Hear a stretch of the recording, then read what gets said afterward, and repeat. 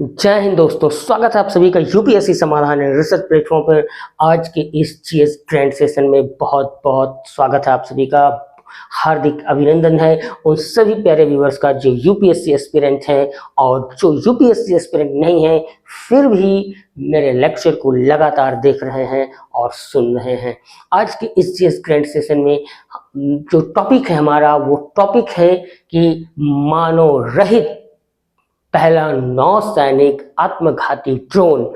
इस आत्मघाती ड्रोन को तैयार किया है यूक्रेन ने। यूक्रेन ने इसको क्यों तैयार किया है, इसके तैयार करने के पीछे का जो मकसद है वो आप ये कह सकते हैं कि यूक्रेन सेल्फ प्रोटेक्शन के लिए इसको तैयार किया है या फिर रूसी जंगी युद्धपोतों को बराबर की टक्कर देने के लिए। तो आइए हम समझते हैं इसको पूरी तरीके से विस्तार से। अब इसमें क्या है, इसकी खास बातें। तो सबसे पहली बात ये कि दुनिया का पहला नौसैनिक ड्रोन है जो कि आत्मघाती है। दुनिया का पहला नौसैनिक ड्रोन जो कि आत्मघाती है।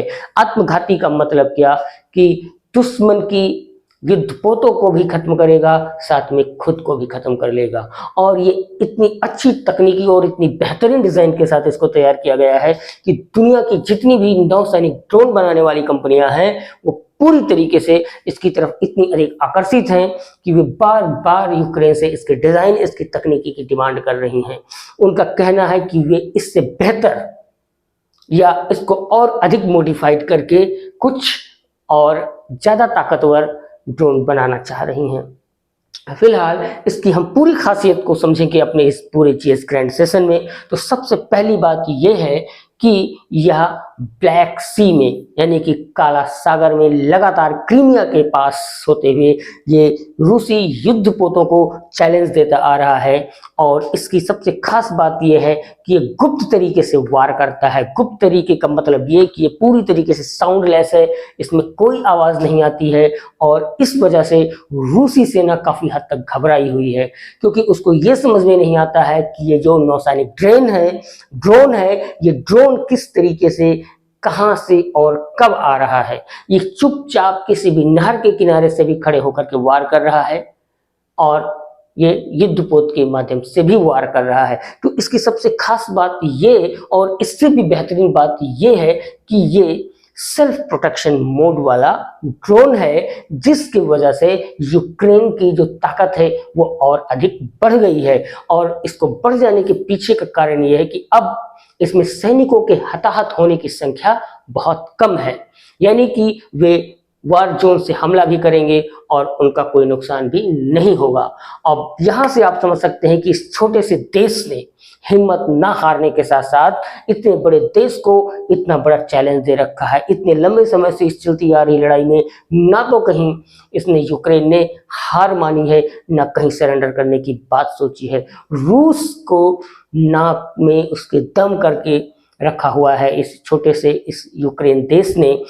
और अब इसमें थोड़ा सा और अधिक खास बात हम ये जानेंगे कि ये जो नौसैनिक आत्मघाती ड्रोन है, इस ड्रोन की जो सबसे खास बात है वो क्या क्या है। तो इसकी सबसे खास बात ये है कि इसमें 2 एंटी एयरक्राफ्ट मिसाइलें लगी हुई हैं जिसको ब्रिटेन ने दिया है।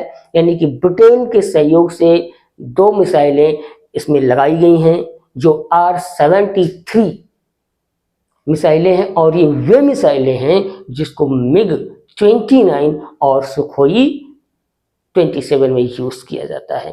तो ये हैं इसकी खास बातें। इसके अलावा दूसरी और खास बात ये है कि इससे पहले क्या था कि ये ड्रोन जो था सिर्फ और सिर्फ आत्मघाती था। और आत्मघाती होने के साथ साथ ये दुश्मन की युद्धपोतों को तो नष्ट कर देता था, मगर इसको नष्ट करने के लिए बहुत सारे जेट फाइटर्स, हेलीकॉप्टर्स रसिया ने लगाए। उससे काफी हद तक नुकसान जब होना शुरू हुआ तो यूक्रेन ने तुरंत अपनी तकनीकी में परिवर्तन करके उसमें बदलाव करके इसको मिसाइलों से लैस कर दिया। और ये मिसाइलें जो है एयर टू एयर मार करने वाली मिसाइलें हैं। यानी कि अब हेलीकॉप्टर अगर ऊपर से आ रहा है, जेट फाइटर आ रहा है, तो ये नीचे से ही निशाना लगा करके उसको खत्म कर देती है। इसके साथ साथ अगर मिसाइलों से युद्धपोत बच जाते हैं या हेलीकॉप्टर बच जा रहे हैं, जेट फाइटर बच जा रहे हैं, तो जो नौसैनिक युद्धपोत है रसिया के, ये उससे टकरा करके उसको पूरी तरीके से ध्वस्त कर दे रही है। ये है इसकी ताकत। और जब इसमें नहीं लगे हुए थे ये दोनों मिसाइलें, तब इसने एक बहुत बड़ा उदाहरण ये दिया अपनी ताकत का कि मोस्कोवा जंगी जहाज था रशिया का। इस मोस्कोवा जंगी जहाज को इस आत्मघाती ड्रोन ने क्या किया कि इसने सेवास्तोपोल, एक पोर्ट है, उस पोर्ट पे ध्वस्त कर दिया था। और उसी के बाद से सेवास्तोपोल पोर्ट पर मोस्कोवा जंगी युद्धपोत को नष्ट करने के बाद से ही रसिया पूरी तरीके से इसके पीछे पड़ गया था कि इस ड्रोन को खत्म करना है किसी भी तरीके से। मगर यूक्रेन उससे 2 कदम आगे बढ़ करके उसने मिसाइलें लगा दी और अब एक नई तैयारी कर रहा है यूक्रेन कि वह इसमें गन को भी लगाने जा रहा है। अब इसमें गनें भी लगेंगी, यानी कि गन, मिसाइल, साथ में आत्मघाती करने की इसकी क्वालिटी, ये तीनों ताकत इसको मिल करके इसने यूक्रेन की जो सेल्फ कॉन्फिडेंस है और उसके सेल्फ प्रोटेक्शन है उसको काफी हद तक मजबूती दी है। अब आप समझ सकते हैं कि एक ये छोटा सा देश जो किसी भी कीमत पर इतने लंबे समय से चली आ रही लड़ाई में कहीं भी हार मानने को तैयार नहीं है, ये उसका सेल्फ कॉन्फिडेंस है। और ये सेल्फ कॉन्फिडेंस उन सभी यूपीएससी एस्पिरेंट्स के अंदर होना चाहिए जब तक कि वे अपनी यूपीएससी को क्रैक नहीं कर लेते हैं।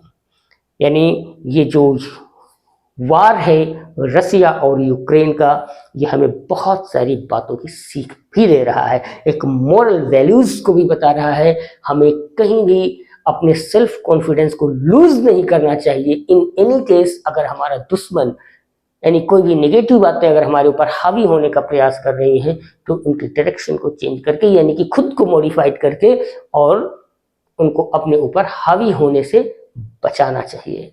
तो ये है सबसे खास बात आज के इस जीएस ग्रैंड सेशन की, यानी कि हम मॉरल वैल्यूज को समझने के साथ साथ हमने आज के इस सेशन में ये समझा कि यूक्रेन अब रसिया को बहुत मजबूती के साथ टक्कर दे रहा है। और टक्कर देने का कारण क्या है कि मानव रहित ये आत्मघाती नौसैनिक ड्रोन ने कमाल कर दिया है अपनी नई डिजाइन और तकनीकी के साथ, जिसकी डिमांड पूरी दुनिया में बहुत ही जोर शोर से हो रही है। फिलहाल दोस्तों इस सेशन को यहीं पर विराम देते हुए आपसे अलविदा लेना चाहूँगा। फिर मिलेंगे आपसे जीएस के नए ग्रैंड सेशन में कुछ नए हॉट टॉपिक के साथ। फिलहाल सेशन को विराम देते हुए अलविदा। जय हिंद दोस्तों।